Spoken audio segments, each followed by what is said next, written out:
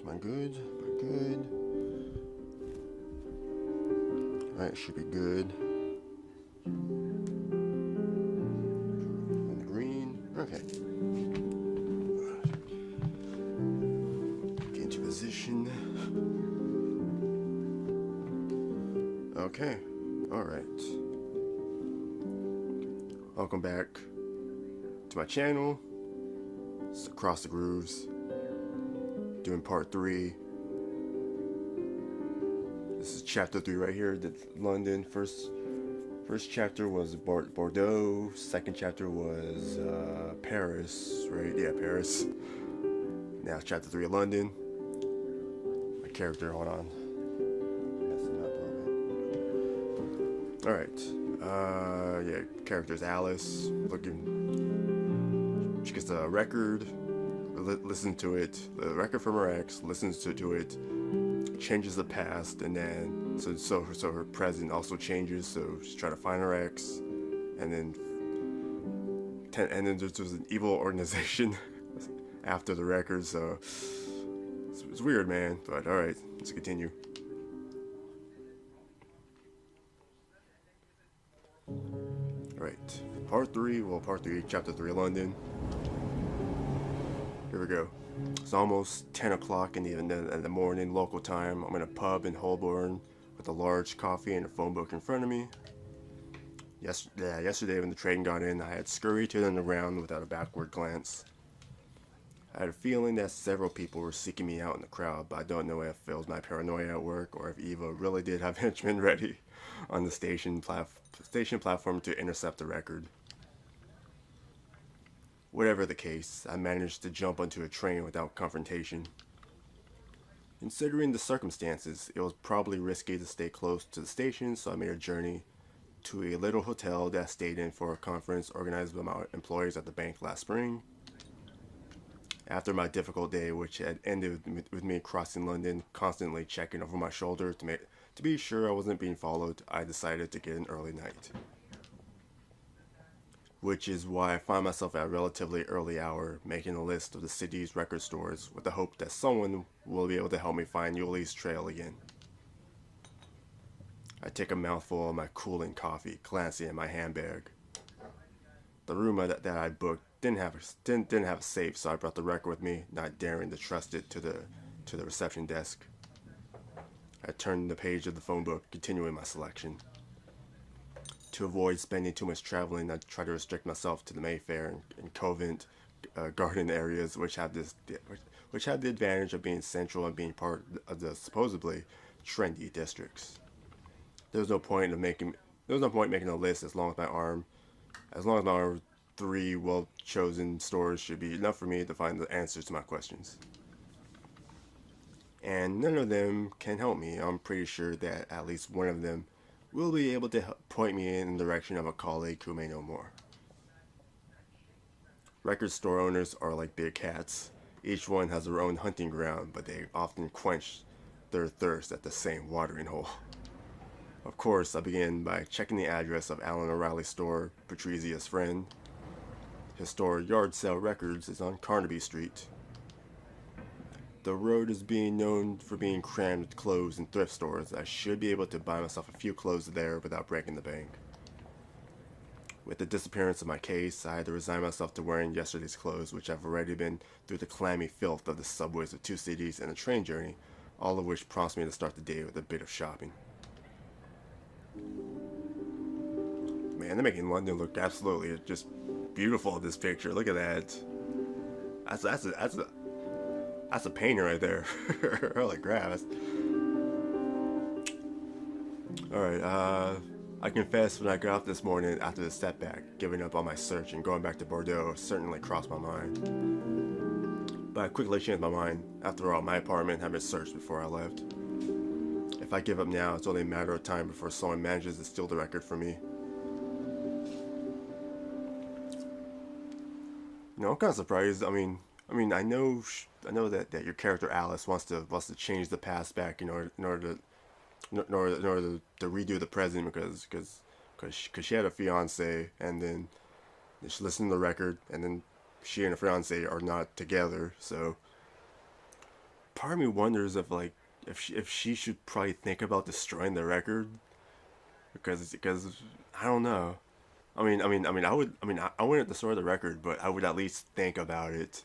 At least, so that no one could come after me. I don't know, but I don't know. I'm gonna find out what happens like if you find your ex. I mean, most likely, but let's continue the story. I already said this, right? Yeah, I think I said that.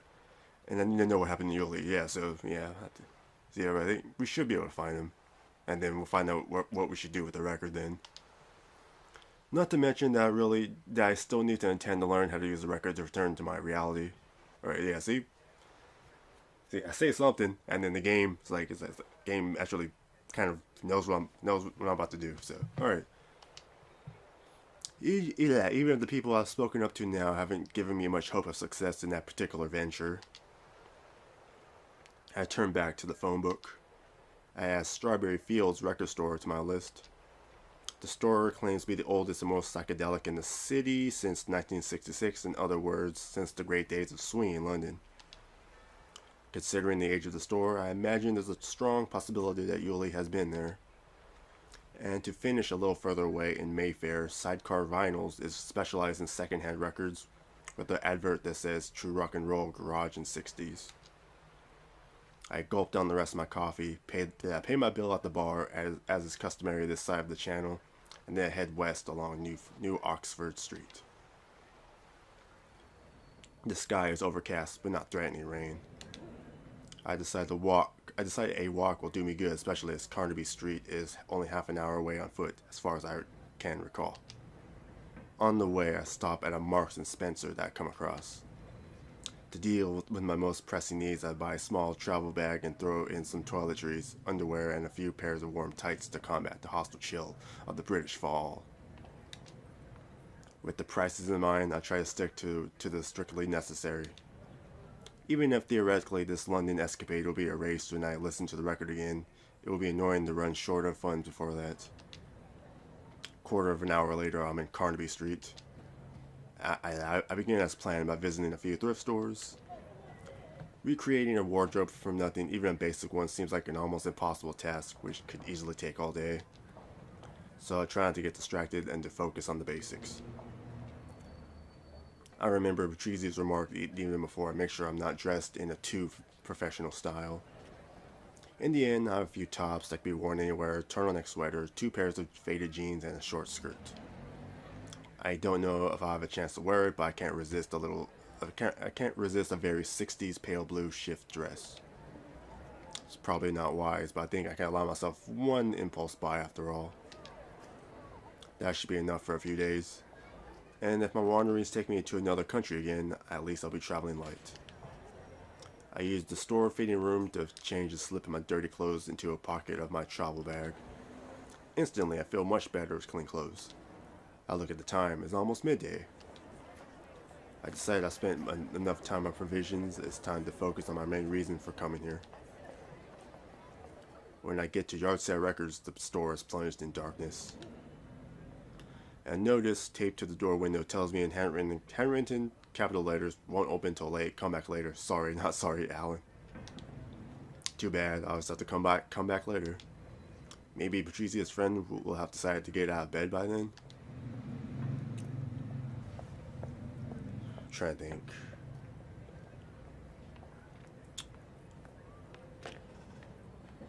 Yeah, I guess I'll do that next. Or trying to think. Sidecar Vinyl was the farther one. Oh, should I try that one, then come back? That's the thing, though. Yeah, it's like, one of these decisions, something's gonna happen. Cause yeah, if I do this, that's like, remember, it's like. Strawberry Fields is kind of nearby, but then Sidecar is the farthest one, so I could do that one, then go to Sidecar, then come all the way back. That's the thing, though. Yeah, screw it. I'll go farther. I'll go to Sidecar.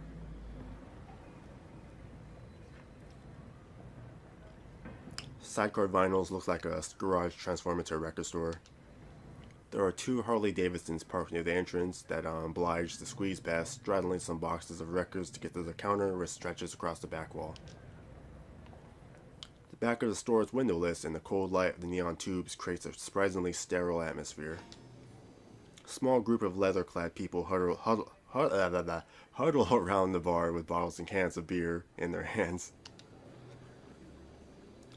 I'm asking myself what I'm doing here when the person I suppose must be the owner, a middle-aged man with a mustache, wearing a leather jacket with a Motorhead t-shirt stretched across his round belly, urges me not to be scared to come closer, all with a barely disguised French accent. I decide to answer him in the language of Moliere. I think it's how you say it. Bonjour, vous parlez français? I don't know. Shut up.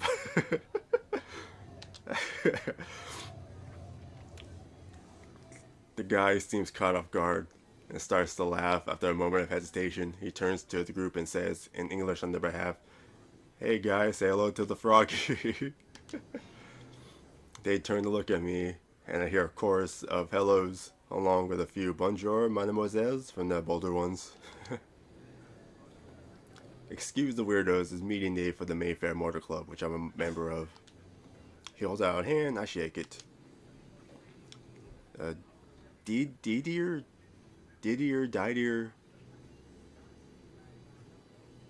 I'll say Didier. I'm not too sure. Didier, nice to meet you. Or Didier. Shoot. I'll call him D. Tell me, what brings you here? I don't suppose you're here to discuss chokes and strokes volumes. I can't imagine Yuli in this territory. There's very little chance that I'll get any useful information, but now that I'm here, I figure that I might as well ask a few questions. I'm looking for a friend who was researching a record. I know he came to London, so I'm checking some of the record stores in case someone's seen him. He's a record store owner too. Oh, you know, as far as I'm concerned, records pay the bills, Harleys are my real passion. And I need a bit more info. What's your mate's name?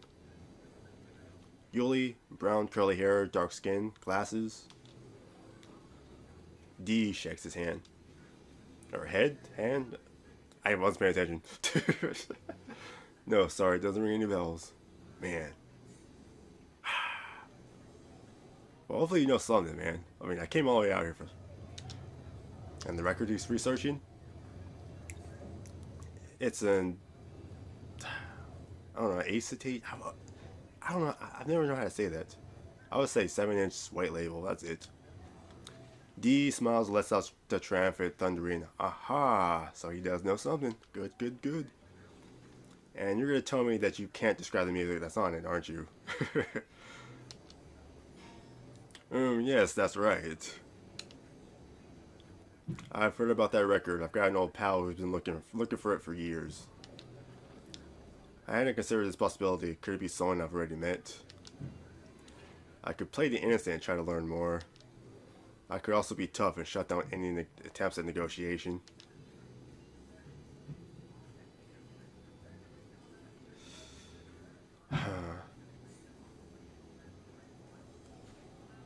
I mean, yeah, if you know something, then yeah, we'll talk. Really, who's that? Maybe I've already met them. So I wouldn't be surprised if it's actually that one guy. Oh my god, why am I blanking on his name? But that guy who was kind of somewhat following us, you know. Oh yes, most likely. He's obsessed with that record. He thinks that listening to it will literally change his life. Yeah, his name is John Luke. He calls himself Eddie Black. Ring any bells? Seeing my face, D immediately realizes that yes, it does ring a bell. Oh hell, I hope he wasn't too crass with you. I promise you, he's a lovely guy, but as I said, he's obsessed by the record.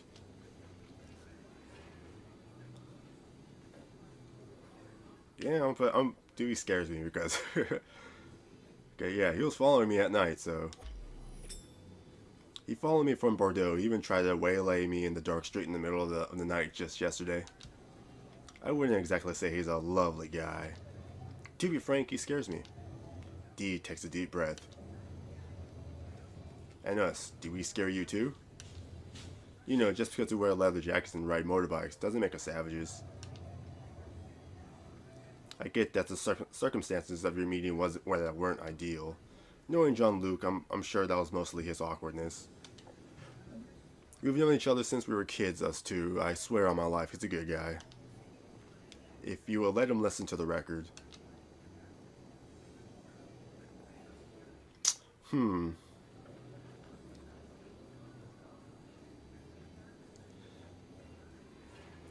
Ah, man. Trying to think. I could say no. Because, yeah, I think, he knows nothing about he knows nothing about the records except that Eddie Black wants to listen to it. That's it. Yeah, so if he knows nothing, he knows nothing officially about the record, knows nothing about Yuli's, and I don't need to talk anymore, do I? Guess. That's the thing though. Could Eddie Black be an ally? Could they be an ally against that evil organization? That's the thing though. It's like, yeah, what? Oh man, why is it so difficult to pick a decision? Oh my god. Damn. I could. Screw it. I mean, she's not saying yes. Or I could also say this. I could say this too. I don't know. I need to think about it. I understand. You're staying a few days in London. That depends. The shortest time possible. I'm going to leave as soon as I find a new lead, unless I find Yuli here in London. In any case, I don't plan to stay here long. I understand. Can I get in touch with you? Do you have a cell phone number? Yes, but I don't have long distance service. Yeah, we'll give that a miss. We'll give that a miss. What? Give that a miss? What? That'll cost me a fortune. Okay, that has to be a saying. We'll give that a miss. Guys, I've never heard that before in my life. In any case, you'll know where to find me, unless... Would you be okay with telling me which hotel you're staying in? I hesitate. On the one hand, I don't know if I can trust this guy enough to give him the address of my hotel. On the other hand, maybe Eddie Black, John Luke, is truly harmless and perhaps he has some useful information for me about the record. But am I truly ready to take the risk?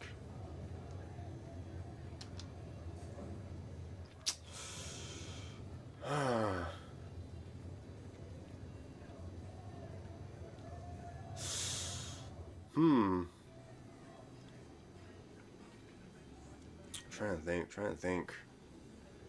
Oh my god. Give the address or refuse. That's the thing though.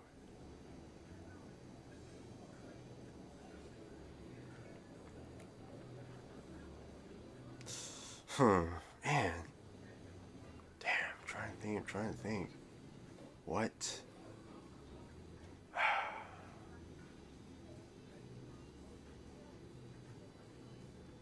Oh man. Could refuse, but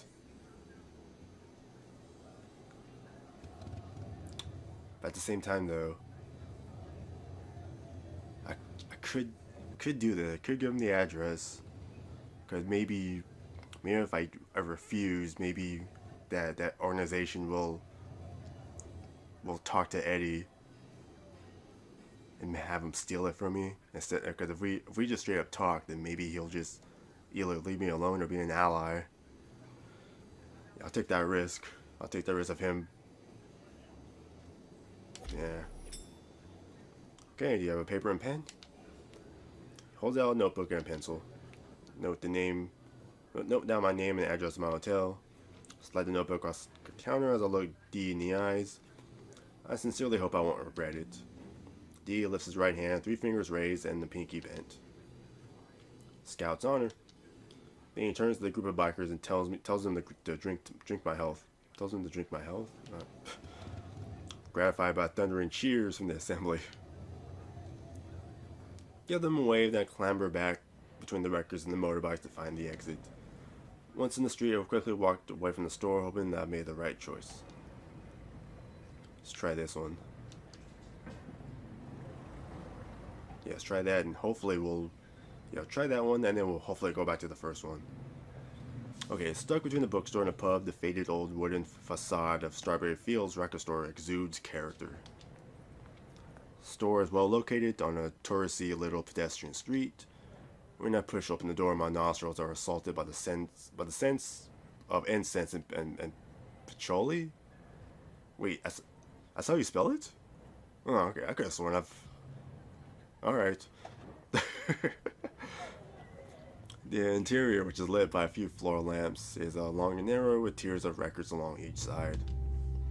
The A side of Forever Changed plays at the volume as subdued as the lighting.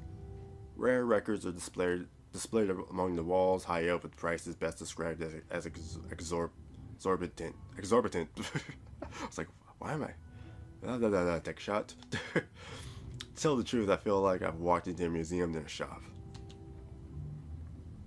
Once my eyes have become accustomed to the gloom, I make out behind the counter an old man with half-moon glasses, long white hair and a beard just as white and just as long. He's reading a battered paperback copy of the collected works of Allen Ginsberg, a roll-up burns at the corner of his mouth. I approach the counter and venture a shy hello. I have a strong feeling that I'm disturbing him. The old man doesn't even glance at me. I try a second, louder hello with the same result. Gwen's coming, the man mutters into his beard. I'm seriously considering leaving when the bead curtains at the back of the shop separate with a jingle and a young woman with long blonde hair and welcoming smile appears. Sorry for taking so long, I was just feeding Rob's cats. Can I help you? Either I can ask if she knows Julie or I bring up the record hopefully without revealing too much.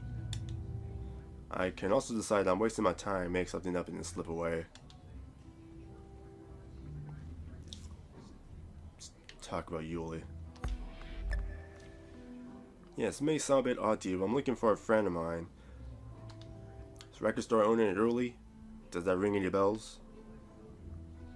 Rob lifts his eyes from the book and stares at me. Uh-oh. Alright, here we go. Long, brown, curly hair, dark skin, glasses. Oh, no, that's me. I was like...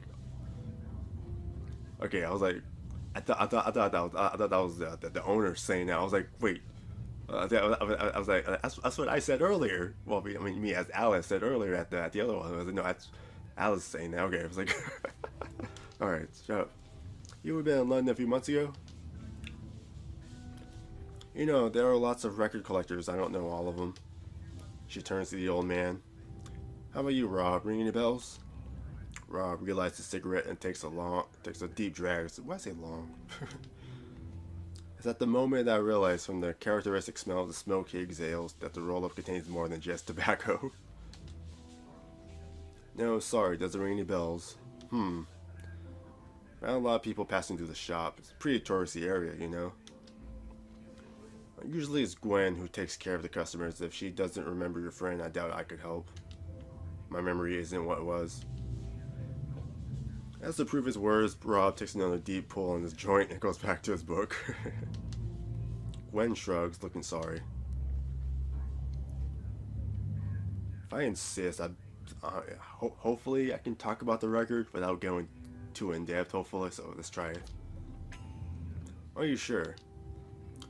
He specializes in psychedelic music. I'll be surprised if you didn't know him. He might have had a record to appraise with him. The 7-inch white label. Really? Doesn't strike a chord? Oh yes, should have said. Actually, someone did come by to buy a record like that. Gwen turns to Rob. It was September when you were at Stonehenge with your hippie friends. To tell the truth, I completely forgot about it. As Rob said, we have so many people coming through. And then the weirdos who think they're sitting on a gold mine try to flog up a busted up umpteen re-release of Sgt. Pepper. There are shed loads of them. He was looking for information about his record, but what was weird was that he refused to put it on the record player. He told me that it was the type of thing if you have to ask to listen to it, you can't help me. So well, I couldn't do much for him.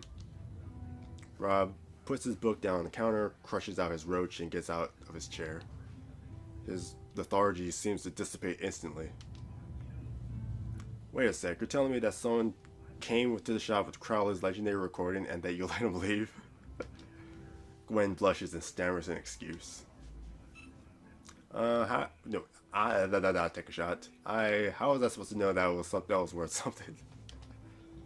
Rob turns to me and gazes at me intently. Do you know where the record is? I can give you a good price. Yeah, I'm not selling it. I'm either going to try to destroy it or find Yuli, and then we'll find out how to change the past and future, or blah blah blah. No, I don't know where it is. Sorry, I don't know where it is. Of course, this is a lie, but frankly, I don't want to give up the information. Figured I've already got enough people after me. Obviously, Rob is disappointed. Ah, pity. If you do find your friend and he wants to part with it, don't hesitate to send him to see me, okay? Wait a minute. You said this is a Crowley recording, right? You're not the first person to say that. There are plenty of stories going around. That's just the one that seems the most plausible to me. And it's the one that fits best with the supposed powers which people claim the record has. I've had this shop since the 60s. I've seen generations of musicians. That recording comes up in conversation pretty often. As a record collector, I've always dreamed of getting my hands on it if it really does exist.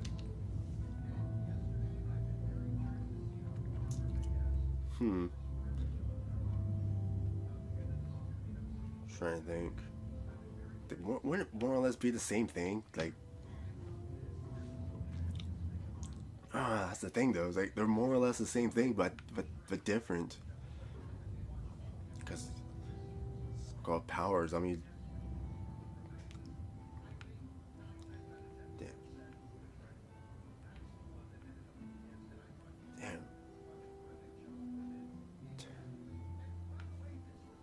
Could you tell me?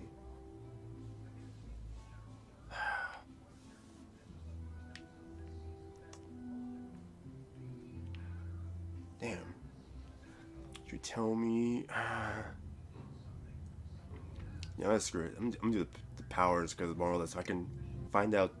Because if I'm gonna listen to it, if your character has a chance to listen to it before you find Yuli, then yeah, hopefully I'll have more information to try to change the past and all that. So do that.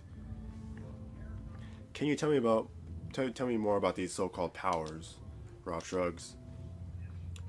Most of it's cock and bull stories. I've heard all sorts.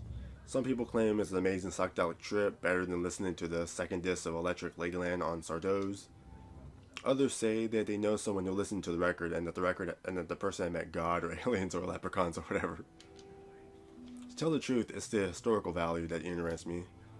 In almost 40 years in this job, I've seen quite a few gems, test pressings of Airplane, a complete collection of originals from the Vertigo label, factory sealed copy of Wegmoller's Tarot. But that record is the holy grail of record collectors. One last quote. If you were looking for information about that recording, who would you ask? Rob thinks for a moment. I'm not really sure. What about your old maid Art? Gwen turns to me. When you're home by the shop, you can't stop the two of them. I think he's the only person I know who's more of a rock history buff than Stoney. Hearing the nickname Stoney, Rob throws a murderous glance at Gwen, who seems to either not notice or not care.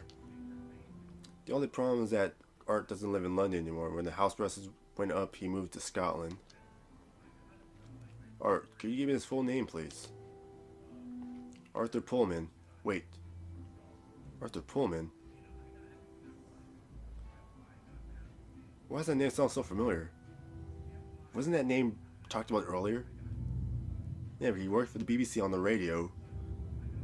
Yeah, the DJ, right? DJ Pullman, right? We'll find out in a moment. Or Putman, right?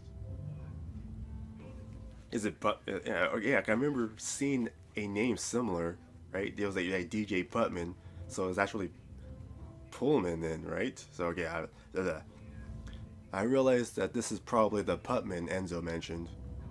As for his address, have we got written down somewhere, Gwen? Gwen shrugs. Can look at the papers, but I can't promise anything.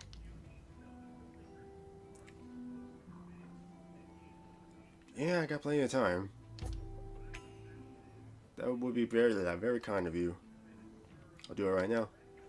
Might take a bit of time though. If you saw the mess in the back of the shop. That's okay, I've got plenty of time. As she's about to go back into the back of the store, Rob puts his hand on her shoulder to stop her. Hey, this is a record shop, not a detective agency. Sorry, but if you're not here to buy, I understand. Sorry, I won't bother you anymore. Damn you! I need information. I don't know. Maybe if I go back to the first store, then maybe that store will be open. Hopefully, they will give me some information. All right. Thanks for all your help. Gwen gives me a little wave and I'll leave the store. There are light movement in my steps, leading me back to Alan's store this time. Yeah, so yeah, I am going back to the first store. Few loafers loiter among the boxes while a young girl, focused on the listening, headphones firmly in place, moves the needle back and forth on the record player in one of the booths. The background music is folk, a little odd, yet inspired, topped by a husky voice which murmurs in Spanish. The boxes seem to contain quite take a shot. Boxes seem to contain quite a lot of new releases, small presses of alternative bands. If they have a secondhand section, I don't know where it could be, which isn't exactly a good sign for my search. Behind the counter, the two sales clerks seem to be arguing. I move closer. That just because we've just opened up doesn't mean you can just subject us to your wishy-washy folk music. It's way too late in the day for this. Right, Beth. First, it's not wishy-washy folk music. It's the latest record from Devendra Banhart. It's a new import we just got in. Second, the guy is a genius. And as Alan once again forgot to put his alarm on, we could say that still counts as the morning, right? Fine then, but I get to choose the next record. Deal? Deal, as long as it's not your pseudo-feminist second-rate Sonic Youth. Slater Keeney, second-rate Sonic Youth. It's the rock record of the year. I'm trying to remember something real quick. I'm drawing a blank. Alright, move on. Well, either that or it's a new Franz Ferdinand, then nobody wins. We've been listening to it on repeat for the last month. We sell three copies every time we play it, Garrett. Do you like being able to pay your rent at the end of the month? Excuse me? Beth turns to me, beaming. Oh, sorry, excuse me. I had to interrupt my work for reasons of cultural divergence with my colleague, but he'll keep. The colleague rolls his eyes. What can I do for you? I'm looking for an Alan O'Reilly. What's it about? If it's about an unpaid bill or something like that, it'll be better to come back tomorrow. I'm not sure the boss is in the right state. No, one of his friends sent me. Ah, see. It's about a rare record. 7-inch, white label, does that ring any bells? Well, I know what the thingy thing. I know what the thingy thing is, but I need a bit more detail. Do you know the artist, name of the track? Beth clearly has no idea what I'm talking about. I'm about to give up when the other employee, Garrett, comes over. Maybe we should send her to see the boss. Do you reckon? I'm not sure Alan's functioning well enough for any conversation longer than 3 words. Yes, but I overheard what you were saying. Alan was talking about that record not long ago with the geezer who came by our shop a few times, you know? Garrett turns to me. He was French, too. Dark hair, dark skin, glasses?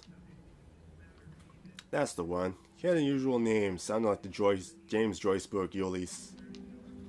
Garrett says the English name take a shot. Says the name English style, pronouncing the final S. I correct him.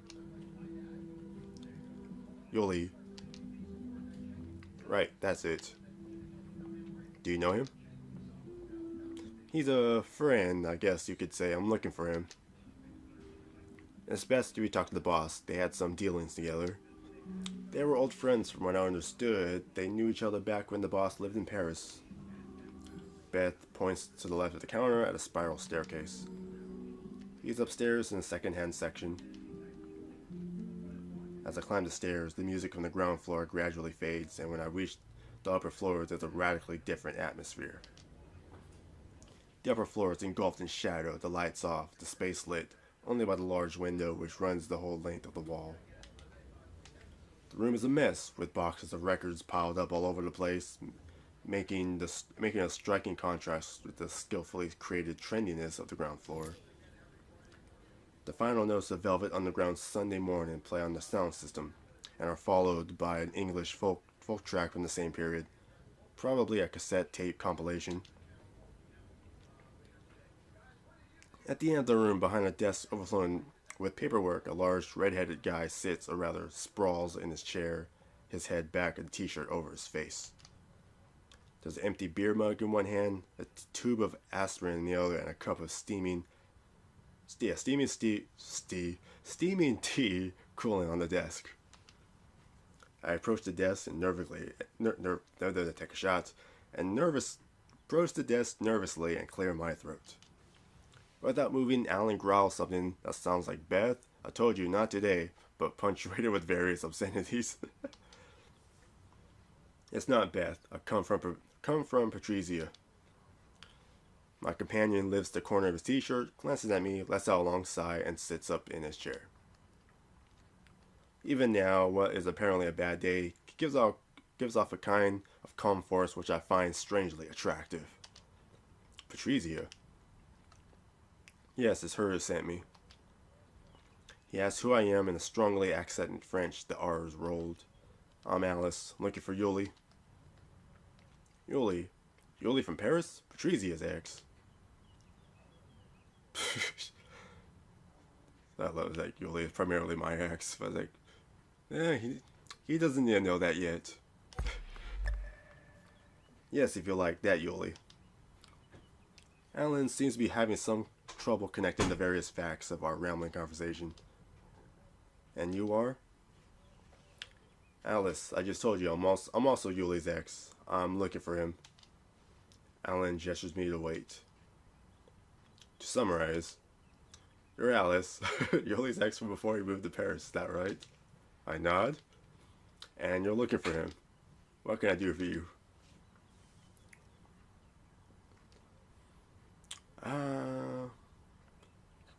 I could do this one. Because yeah, that's probably irrelevant. Probably.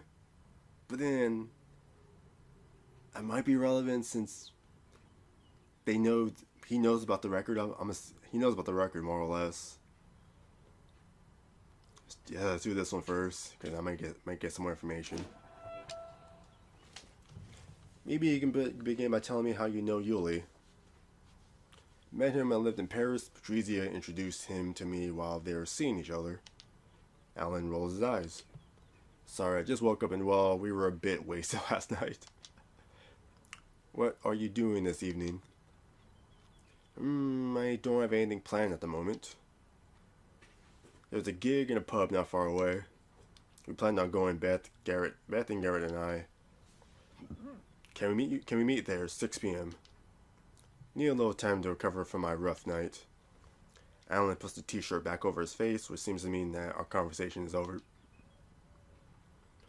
When I go back down the stairs, Beth signals me to come over. So we had a rough night. I told you. He told me to join you at a pub this evening. Do you have the address? Oh yes, the Fox and Sparrow. She notes the address down on the paper for me. So I'll see you there. Unless you want to stay here till closing time, it's up to you. We've got good music and a few magazines to pass the time if you haven't got anything better to do in the meantime. For now, I've been to all the record stores I've wanted to see. Rather than mooching around the rest of the afternoon or tucking myself away in the pub, I could stay here. Good idea. Thanks for the offer. It will give me a chance to catch up with what's new.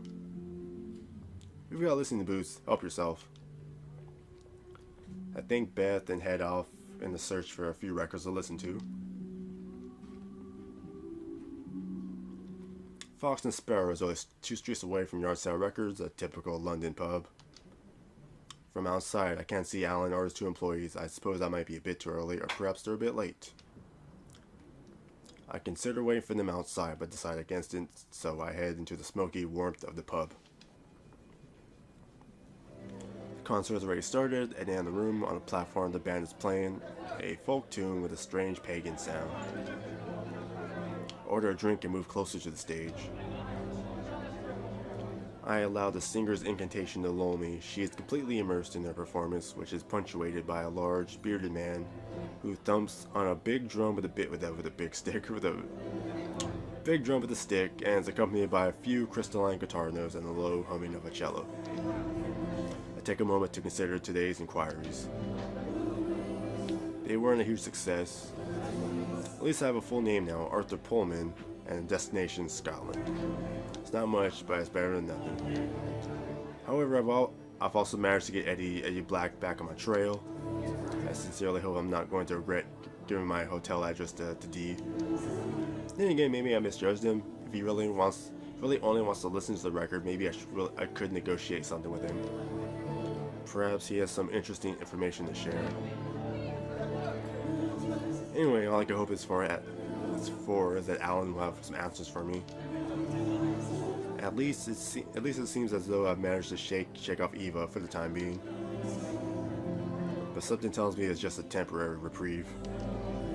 I'm dragged away from my musings by a hand on my shoulder. This band do a fantastic version of Willow's song. You know, the track from the soundtrack of The Wicker Man. I love their interpretation of it. I'm trying to think which version of The Wicker Man, because I've always seen the Nicolas Cage version with the bees and the punching the lady in the bear suit. Oh wow, that movie's something. Okay, I look at my companion and realize that he must measure at least 6'3", something I hadn't noticed when he was slumped behind his desk. Do you like it? Yes, I like it a lot. He gestures that he hasn't heard me with the... take a shot. He gestures that he hasn't heard me with the volume of the band. I hesitate to take his arm so I can repeat into his ear. Seeing my hesitation, he leans down just as I'm standing up on my tiptoes, and in the confusion of the moment, I simply tell him, "Yes, sir, it's great." Alan gives me a slightly embarrassed smile. Oh, okay. There's a moment of silence before I notice that I haven't released his arm. I let go a little hastily, hoping that I'm not blushing at my own awkwardness. When I take a step back, he puts a hand on my shoulder and says into my ear, "We've managed to find a table. Are you coming? We'll be able to talk more easily."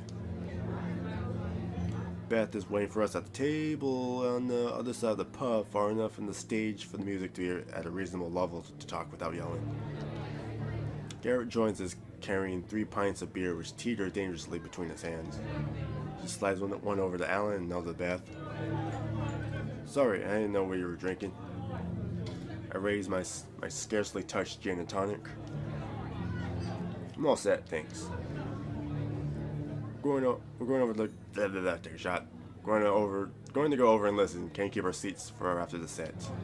Alan agrees with a thumbs up. Garrett and Beth vanish into the crowd around the stage, and Alan turns to me. "I'm sorry about earlier. I went to see Herman Dune in concert last night and had a few drinks later, and it got a little out of control. It doesn't happen as often as all that, but well, I'll admit that today's been a little difficult. Anyways, you can see I'm feeling much better tonight." Alan takes a long swig of his beer. "So, have you seen Patrizia lately? She's okay." "It's been ages since I was in touch with her. I'm not great with the telephone." "Listen, she seemed pretty well." "Oh, that's good. I lived in Paris for 2 years. I went for my last year of uni. Then I got a job in a record store in the Anzami, and that's where I met her. Afterwards, I came back to the UK to start up my own shop, and we managed to stay in touch. I spent a weekend in Paris at least at least once a year, and she spends a weekend in London from time to time. That said, when I saw Yuli coming to the shop last month, I was a bit surprised. Bumped into him a few times when he was with Patty, a really great guy. I bumped into him a few times when he was with Patty, a really good guy, but we lost touch when I moved to London. Yeah, let's do this one first, and then we'll get to this after. Did he tell you what he was doing in London? He was passing through. I put him up for a few days when he arrived, the time for him to find somewhere not too pricey to lodge. As far as I understood it, he was tracking down a rare record, The Thingy Thing, by an unknown artist. When I told him I hadn't heard of his legendary record, he didn't want to tell me anymore, and I didn't push him. Weren't you curious? Alan shrugs. From what I can see, reading between the lines, he was onto something big. I just thought he just wanted to keep his business on the wraps. He came back by the shop, what, about 2 weeks ago maybe? This time it was to tell me that he was leaving London, and he asked me if he could leave his boxes of psychedelic with me for a while. What do you mean, leave his boxes of psychedelic with you? He left his record stock with you? Didn't you notice the secondhand records section was a bit of a mess? I know I'm not exactly the god of cleaning, but I suddenly found myself with the equivalent of a van load of extra boxes all at once. I managed to shift quite a lot of stuff from him. There was a Gong fan, particularly, who took all of his originals with no discount. At my surprised look, he adds, "Oh, don't worry, I'll write everything down. I take the 20% cut we agreed between us, and he'll have a big check waiting for him from the stuff I sold while he's away." I'm just surprised to leave his records. It surprised me too, to be honest, but well, it's a win-win arrangement, so I'm not complaining. So he left London about 2 weeks ago, is that right? That's it. Do you know where he is now? He told me he was going to take a shot. He told me that he was going to keep tracking down his records. According to what Rob told me, his next step would be Scotland. Is that what he told you too? Alan raises a wary eyebrow. Rob? The guy from Strawberry Fields Records. Oh, Stoney. I didn't know Yuli had gone to see him. But thinking about it, it's not a bad idea. He's been on the scene for such a long time. There was a talk of him meeting Arthur Pullman. Does that mean anything to you? Alan shrugs. No, nothing at all. Sorry. Hell, that doesn't help me much. Scotland's pretty big. We're interrupted by Beth, who just sat down next to me on the bench seat. Glasgow. Pardon? Your bloke, Yuli, you said it was heading to Glasgow. Beth crosses her arms, a mischievous smile on her lips. Luckily, the Soren still got a memory on the team. Alan sits up in his chair, a glimmer of understanding suddenly on his face. Oh yes, that's right. Now you come to mention it. In fact, I'm pretty sure I gave him the address of my old mate Yorgos. He works in kind of a trendy bar restaurant in the center of Glasgow, the Archery. Beth lifts her empty glass sadly. Hey, shall we get another drink? Will you help me, Alice? Alan, can you keep the table, please? Should we wait for Garrett? I think Garrett's occupied. His boyfriend just got here. Beth glances over at the other side of the bar, and there's Garrett stationed near the stage, discreetly holding hands with a young bearded man. Don't move, Alice. I'll go. Beth puts her hands on his shoulder to keep him from rising. No, stay here, please. I need some girl talk with Alice. I go over to the bar with Beth. You said Yuli was in Glasgow? Yes, that's what he said when he stopped by the last time. Sorry for buttonholing you like this, but I wanted to talk to you about something else. Beth glances over my shoulder at our table. I think the boss fancies you.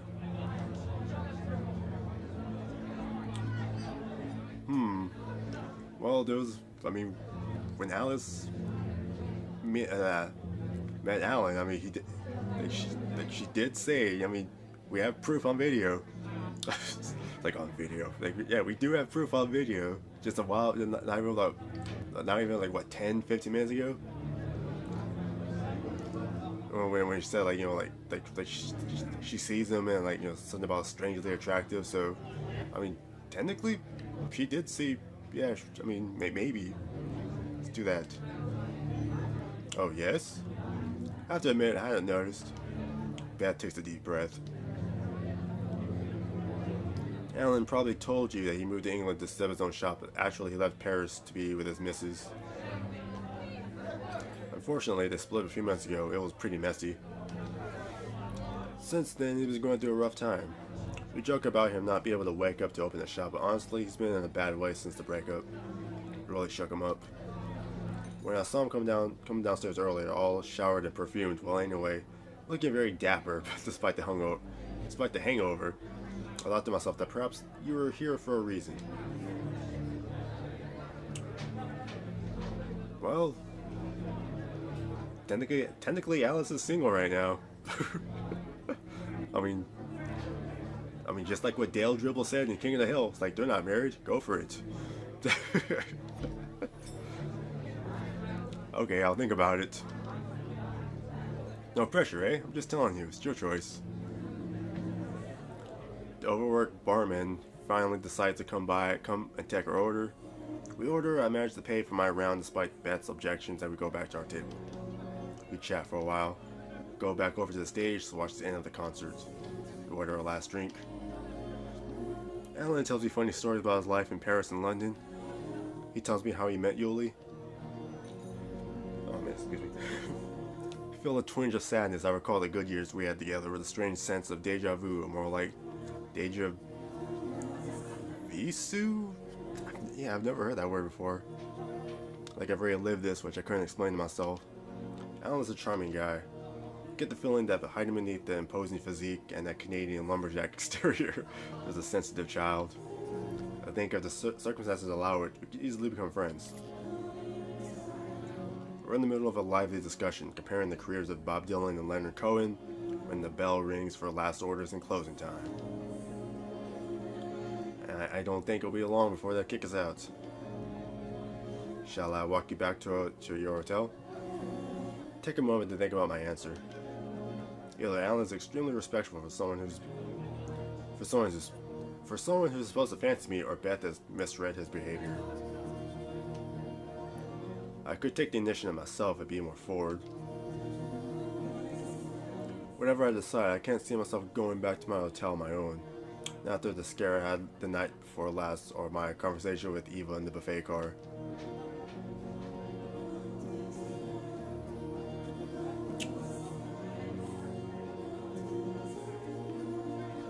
Let's take the initiative. Put my hand on his. I was thinking maybe we could continue this conversation. How about a drink at your place? With pleasure. Out of the corner of my eye, I see a knowing smile spread across Beth's face. Right, I think it's time we got going. Don't worry about our alarm time for tomorrow. I'll sort it out with Garrett for us to do the opening. Blah, blah, blah. Say goodbye, go out of the pub, and head off in different directions. Alan and I continue to talk about music on the walk, and it's only when our steps bring us to a shop that I realize he lives here. Rather than using the front door, Alan opens a little door on the side, which leads to the upper floors. We arrive directly in the upper floor of the shop through a back entrance. Alan goes in front, I try to follow, groping my way through the shadow, guiding myself by the boxes of records. He reaches his desk, switches on the lamp, and leans down and produces a bottle of whiskey and 2 glasses from the drawer. When I told you that music was my life, I wasn't joking, as you can see. You live here. Yes, my wife and I separated last year. She kept the flat after the divorce. Me, I moved in here. To start with, it was in the meantime, but it was a temporary measure that was sneakily transforming itself into a permanent solution, if you see what I mean. He points at the door with a private sign behind us. When I did work for the shop, we kept a separate space with a kitchen and a shower for convenience. It was easy to turn it into a flat. We go into the private area. Alan ignores the switch for the main light and turns on the fuel lamps instead, no doubt trying to create a more intimate atmosphere. We're in a big rectangular, shut up, big rectangular area with a kitchenette and the door leading to the bedroom on one side. On the other side, a big mattress lays on the ancient parquet, and a long farm table surrounded by mismatched chairs sits in the middle. I move closer to him, takes his glass, and places it on the table. I try to embrace him, but our difference in height makes it a complicated exercise. He leans toward me and kisses me with delightful awkwardness, unsure what to do with his long limbs. He backs off and caresses my cheek softly with his thumb, his his hand cupping my chin. I feel a wavering, hesitation. For an instant, my gaze is lost in his eyes. Then he says in a murmur dragged from deep in his chest, "You know, I'm not sure I'm ready to start anything with anyone." I answer him with all tenderness I can summon up. "Don't worry, I'm just passing through." I hold onto his back as he swings me around and drops me gently onto the bed. Then I let myself be swallowed up by pleasure and the night. The light coming through the window waked me, the pallid light of a London morning in fall. Alan is still fast asleep. I decide not to wake him. It takes a concerted effort of will to extract myself from the snug comfort of the quilt. The old espresso machine on the countertop in the kitchen area looks like it requires a degree in civil aviation to get something drinkable. So I'll fall back on another source of morning relief, a good hot shower. Get some clean clothes from my bag. Something tells me that there is a chance that Eva and her henchmen are watching the stations, so I try to choose an outfit as different as possible from the one I wore when I arrived in London to reduce the risk of being recognized. In the same vein, I decide to put my hair up, something I rarely do. Then I shut myself in the bathroom. It's clean but stark.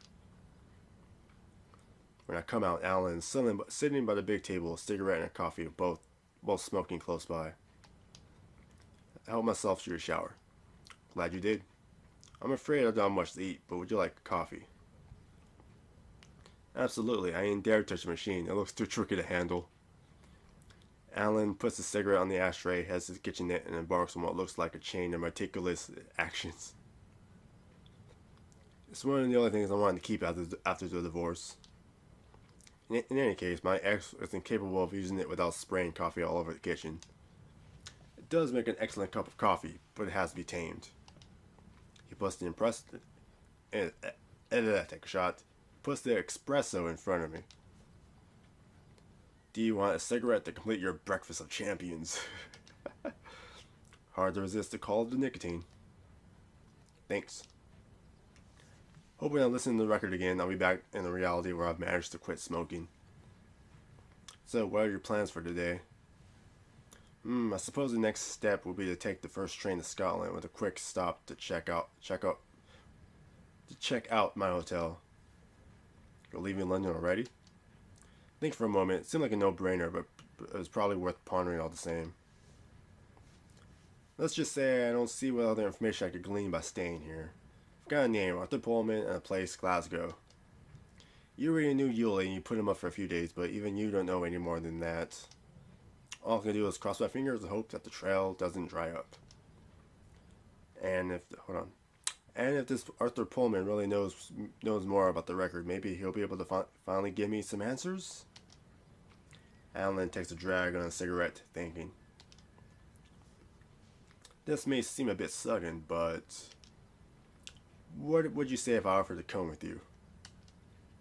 This suggestion takes me completely unawares.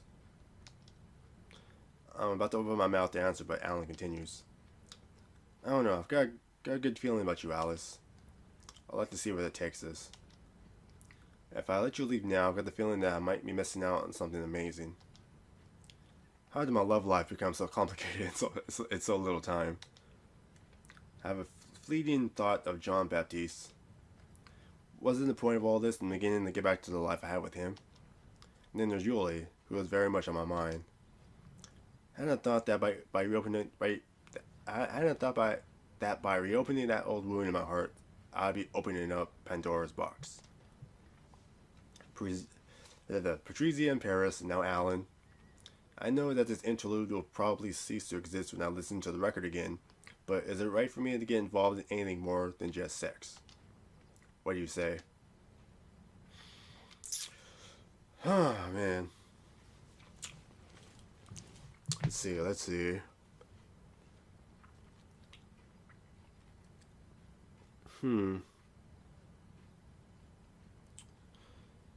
As far as I can tell, he'll be a good guy. I mean, yeah, we know. That's the thing, though. I mean, Yuli was friends with him, and Beth even remembered that Yuli came into the shop. So, yeah, I don't see Alan being a bad guy as in part of that organization. Nor do I see Beth like damn. I mean, maybe if I had an ally, it'd be much more easier to help me out.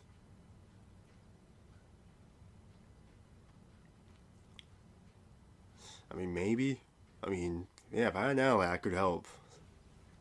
Yeah, if I accept him, then he better not be part of that organization. Like maybe hopefully that evil organization didn't talk to him first.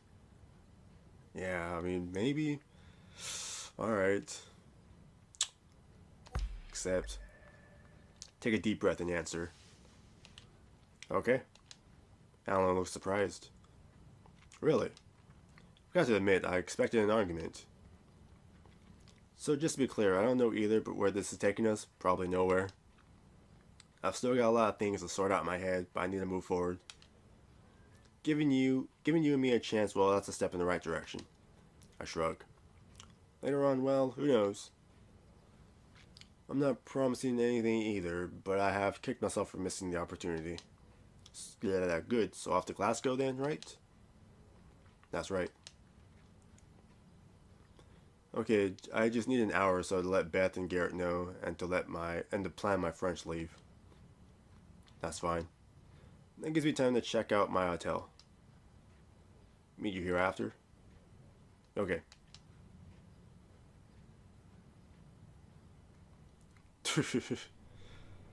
Alright. Alright, I get to the hotel reception to return the key. I'm surprised by a familiar face.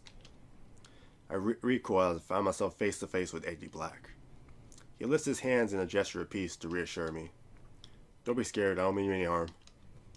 Dee gave me your hotel address. I jumped on the first train to London and I thought I'd wait for you. They didn't want to give me your room number at the reception.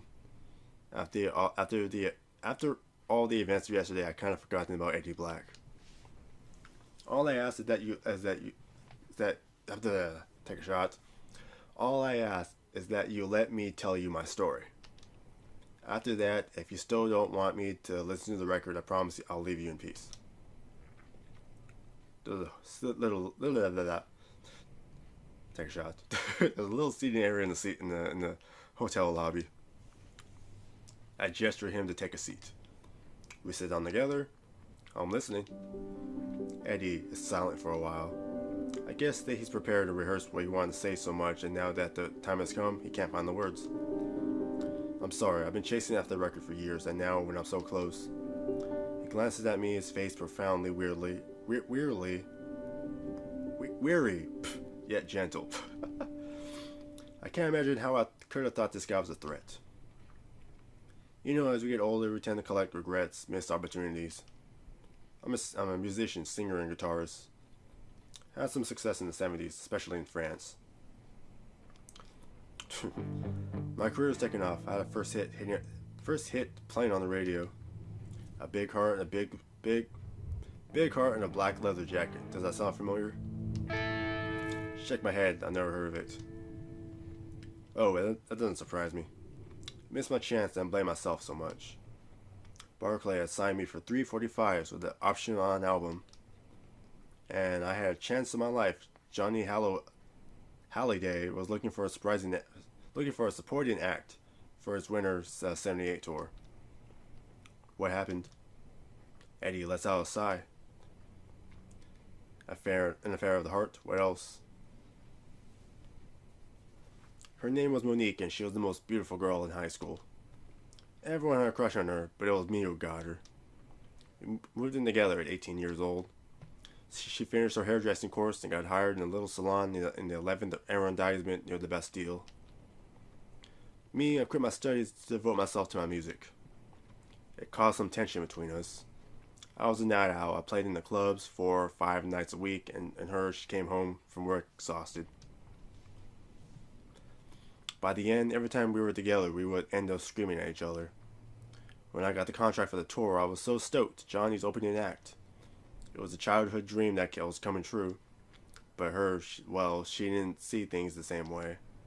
3 months alone without me, it was too much for her. She told me, "I'm warning you, if you do that tour, I'll leave you." We were 23 years old. We were still children. I caved. I loved her. What happened after that? Thought I'd have other opportunities, that it wasn't so bad. I had a recording contract with a big French label after all. It was cool, right? Big mistake. Barclay released my 345s, then they didn't renew my contract. Ironically, the last single I brought out has side A, Monique, and a side B, My Eyes Cry Out For You. In the end, I found myself as a guitarist in a band that played weddings and neighborhood parties. I did that for 15 years, and then I was too old. Has been even for that. Anyway, people didn't want bands for the weddings anymore. They wanted disc jockeys. And Monique? We got married in '79, divorced in '82. When I heard about the record, I said to myself, here's your chance. If you could go back to the past and decide to do that tour, perhaps I'll still be with Monique today. And he leans back in his chair. Anyway, that's my story. All I ask for you is that you let me listen to the record.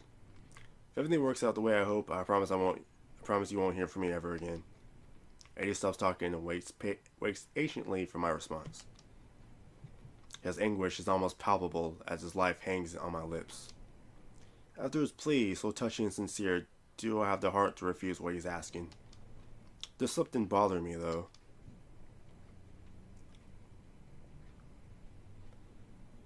Let's see. Because, yeah, I'm not saying yes, but let's say I accept. How do you plan to listen to the record? Eddie's face lights up with a big smile. Oh, I got my tepaz? I don't know what that is. Maybe anything? He bends over, grabs and proudly brandishes a little tartan case which I had put down next to the couch. I assume it contains a little portable record player. If you checked out of your room, I just need 5 minutes alone. Wait, I haven't said yes yet. If you don't mind, I got a few questions for you. 'Cause yeah, I was hoping that because she said something's bothering me just a moment ago. So there's something. I mean, doesn't seem to be a bad guy, but there's something. Yeah, we gotta ask him something. Eddie gives an anxious nod. You say you've been searching for the record for years. What do you know about it? Oh, I think you know at least as much as I do. The first time I heard it, it was at the end of the '90s, pretty much by chance. There aren't that many people who know about that recording. It seemed a bit crazy to me, of course, a record that could let you change your past. Still, I dug a little. I didn't have anything better to do, after all. For a long time, I found nothing, but I started to notice that I was seeing the same faces everywhere when there was a rumor that the record was here or there. What do you mean the same faces? Most of them are pretty okay. Music fans, collectors, or dudes a bit off their heads. I dropped some acid and met God types. And then there are the others. The others. I'm surprised you ever bumped into them yet. A kind of secret society looking for the record. Okay, so... Alright. So... The evil organization. Alright. They're called something like the Iron Sky Rose. Are you sure you haven't heard about them? Iron Sky Rose. See my skepticism. Eddie adds. Something like that. I've never seen it written down. There's a young woman in charge. Well, a young woman, in fact, I don't really know how old she is. Eva? That's her, Eva. Damn, they really freak me out. Well, you know what I'm talking about because you've already met them. And I bet you haven't heard the last of them. Yeah, they scare me. I gotta admit, they really scare me. You're right to be afraid. These guys are not very friendly. Especially that woman, Eva. From what I get, it's her dad that started their sect or their organization or whatever it is. Do you know why they want the record? Eddie shrugs. I guess they want the same thing I want. To change the past. That's it. At least I'm guessing. Honestly, I don't really know. Like I told you, I'm sure you know more than I do. One last thing. How did you know that Yulia had sent the record to me? Well, like you, I did a bit of digging. When you're right in St. Owen and you started asking questions, I got around. I went to see him myself a few times to try to talk to him into letting me listen to it. Then one day he left Paris. I asked Patty where he'd gone, but she didn't want to tell me.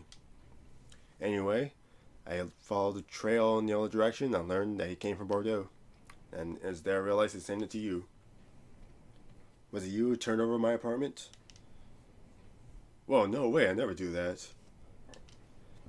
I'm a decent man, I am. And you know, if I manage to find you on my own, don't you think that an organized gang like the Iron Sky Rose might manage it too? I have to agree, that's probably exactly what happened. Well, that's it, if you don't have any more questions. Eddie looked at me doubtfully, his right foot tapping on the ground on a fast, regular beat. After all his good faith, the refusal to let him listen to the record would be difficult to justify. Then again, Yuli himself refused him several times. Perhaps he had a good reason. I have to make a decision and stick to it.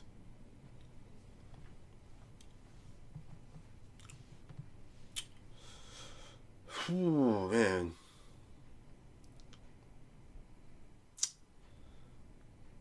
Okay, yeah, he doesn't seem to be a bad guy.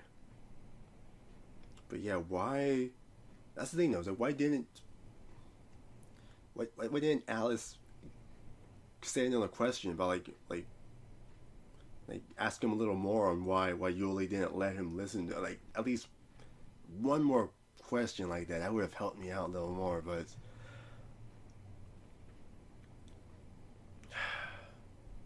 trying to think. If I refuse, actually, hold on a sec. If I let him listen, will it also partially change me as well? Damn. Screw it. You know what? Take a risk. I'm gonna take a risk. I'm gonna let him listen to it. Alright. After everything you've told me, I don't see any reason to not let you listen to the record. Really? Yes, really. Eddie grabs his tap as, stands up and waits restlessly for me to do likewise. Follow me. We climb the stairs to the second floor where my room is. Open the door for him and signal him to go in. Will you wait out here? I think it's best if I do this alone if it's cool with you. I hesitate for a moment and I say to myself that there's no real risk of him escaping with the record from the second floor with only one door to get in and out of the room. Alright, I'll give you 5 minutes. Eddie pauses as if he wanted to hug me, but changed his mind. Simply says, "You're a saint, miss. I'll pay you back. I don't know how, but I promise you I will." And he goes to the room and the door shuts behind him. I'm leaning against the wall across the hallway and not taking my eyes off the door. After a few moments, a strange sensation overwhelms me, as though I had weight on my chest. Uh-oh. Maybe I shouldn't have made him listen to it. Suddenly, the walls of the corridor seem to dislocate imperceptibly, and the air lights up with iridescent particles. Then nothing. When I open the door of the room, Eddie's headphones lie on the floor, still plugged into the Tempest player. So he was able to change his past, and then most likely then, right? Because what we're seeing now is Alice, right? This is Alice right here. The clacking of the tone arms stuck in the central groove is the only sign of life in the silence of the empty hotel room. Alright. That's it. That's chapter 3. Okay, so yeah, seems that Eddie Black was able to change his past. Maybe he had a better life now. I mean, we'll find out in the next, maybe the next 3 chapters that he'll, he'll appear like in a newspaper or something. All right, so yeah, that's it. Woo. Play for more than an hour, most likely, yeah. All right, so yeah, that was chapter 3. I'm London. I was like, crap, where are we at? We're at London. I'm assuming we're going to Scotland next, right? Yeah, Glasgow, Scotland. Yeah, alright. So yeah, so I'll do part 4 next Saturday. Well, hopefully I get a chance to play next Saturday, so I'll be part 4, and then the Saturday after that, part 5, and then part 6 will be the week after. So hopefully we survive the game. Hopefully we don't die in the game somehow. We can save the world, find Yuli, whatever, do all that. Okay. That was fun. Yeah, okay. So yeah, that was chapter 3. So part 4 next week, hopefully. So see you guys next time.